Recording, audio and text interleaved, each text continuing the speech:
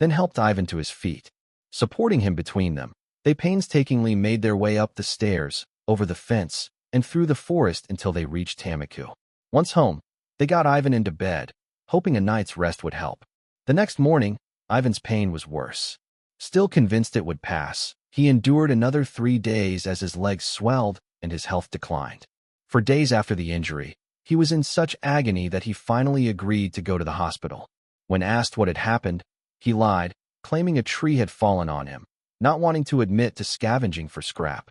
The doctors believed him and began treating the crush injury, but nothing seemed to help.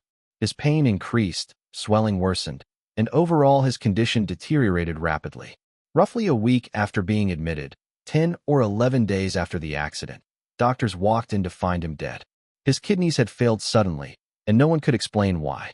The family buried Ivan, still bewildered by how a leg injury could lead to such an abrupt death. Days later, their young, healthy dog suddenly died without warning.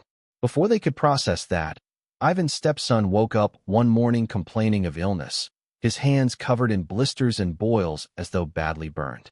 He insisted he hadn't burned them. Taken to the hospital, the boy revealed he had been going through Ivan's belongings and using tools from his toolbox.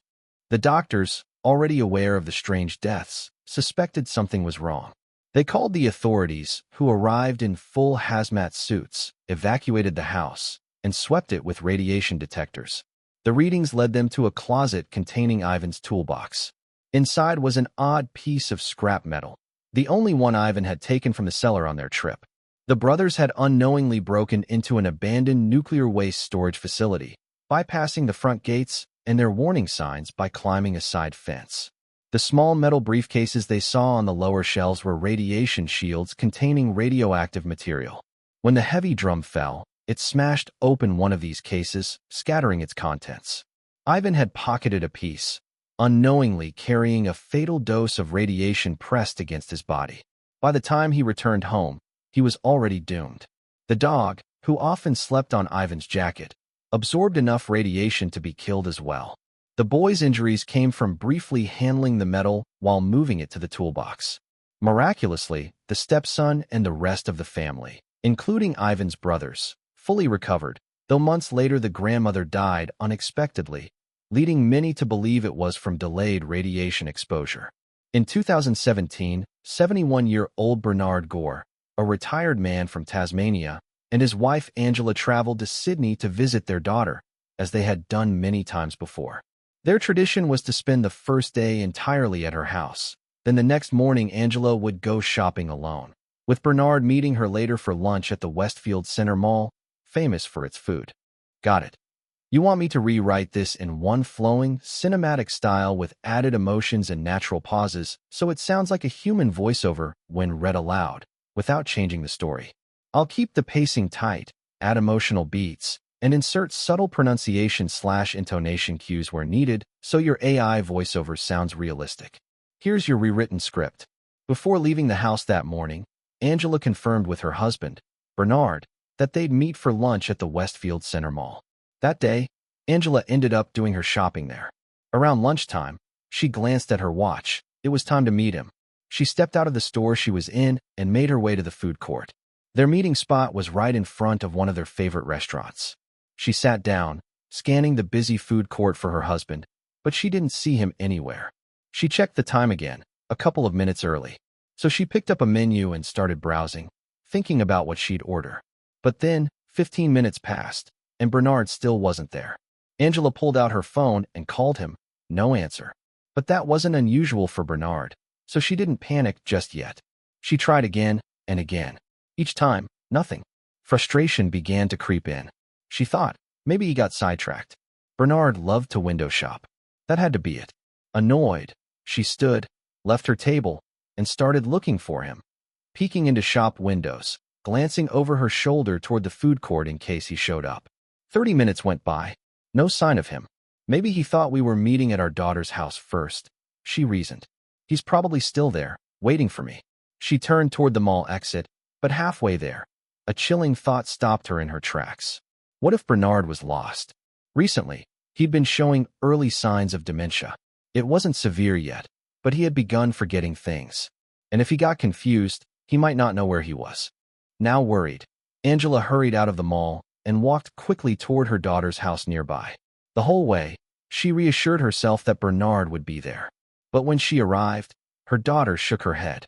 Bernard had left 2 hours earlier to meet her. No one had seen or heard from him since. Both women grew anxious, but decided the best thing was to stay put, in case Bernard came back. Hours passed. By 8 p.m., 6 hours since anyone had seen him, there was still no sign. Angela called the police. Officers contacted mall security, who searched the food court and nearby stores. Nothing.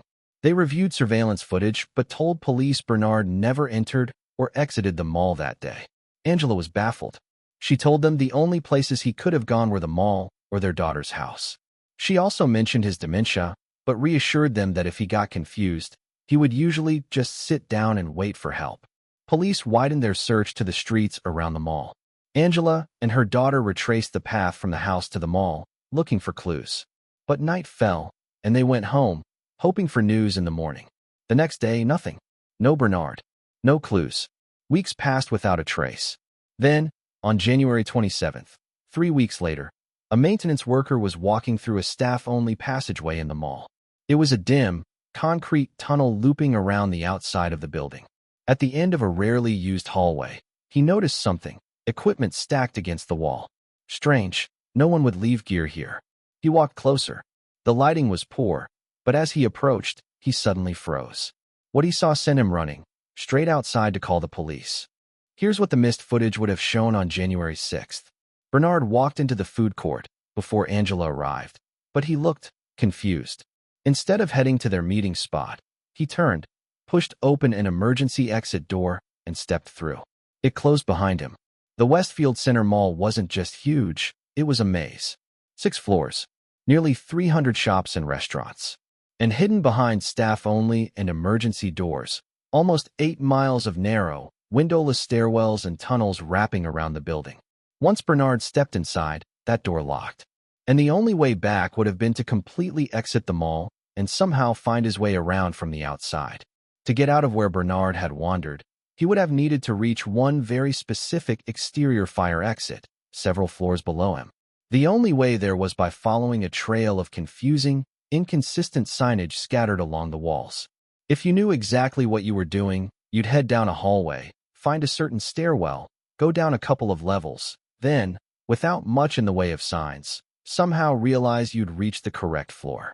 From there, you'd walk down yet another hallway, into a maze of more hallways, until finally, you'd see a plain, unremarkable exit door. That was the way out. For someone thinking clearly, this route was already a challenge. But Bernard was not thinking clearly. He was confused, disoriented, and very likely didn't understand where he was, what he was doing, or even why he was there. So instead of following the correct path, he simply began wandering. He passed the one stairwell that, while complicated, could have eventually taken him out of the building. He didn't even glance at it. He just kept walking deeper and deeper into the wrong part of the building. Eventually, he entered a staff-only section, an even more bewildering place. No signs, endless concrete walls, almost every door locked. As he navigated this cold, echoing maze, his confusion must have deepened. At some point, he may have begun calling out for help, but the thick walls would have swallowed his voice. The only way anyone could have heard him was if they were in that same hallway. And tragically, almost no one ever was. This section of tunnels was rarely, if ever, used by staff. Making matters worse, mall security was supposed to check these 8 miles of tunnels and stairwells regularly to ensure no one had gotten lost inside. But over time, those checks stopped. And in this particular stretch of the maze, there were no cameras, no cell phone reception, no way for Bernard to reach anyone, even if he tried. He was completely alone.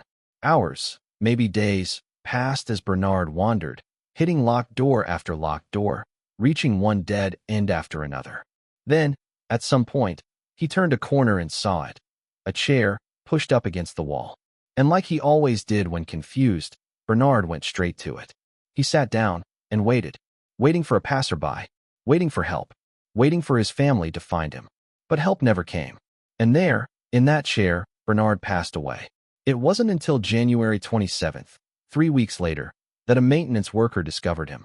Following his death, Westfield Center Mall announced sweeping changes to their security procedures, promising to better track people on their property.